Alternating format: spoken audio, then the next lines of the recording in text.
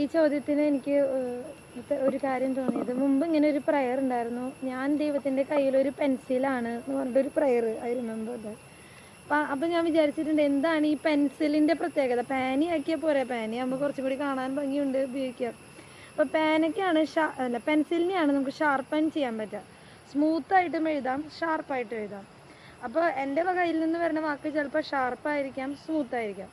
പക്ഷെ ഈ പറഞ്ഞ പോലെ ഞാൻ പാനിയാണെങ്കിൽ എഴുതിയ കാര്യം മായ്ക്കാൻ പറ്റില്ല. പക്ഷെ എനിക്കൊരു പെൻസിലായാലും പെൻസിലാണെങ്കിൽ എന്താണ് ഉപകാരം? എഴുതിയത് നമുക്ക് ആവശ്യമുള്ളപ്പോൾ വേണമെങ്കിൽ ഇറേസ് ചെയ്യാം, മായ്ക്കാം.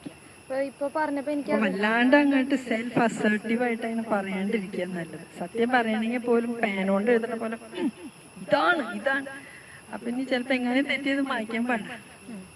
അപ്പൊ നമ്മൾ പറയുന്ന സത്യം നമ്മൾ പറയാ, വല്ലാതെ നമ്മള് ഇതാണ് ഭൂലോക ശരി എന്നുള്ളതിൽ ഇങ്ങനെ പറയുമ്പോ പേനോണ്ട് എഴുതിയ പോലെ.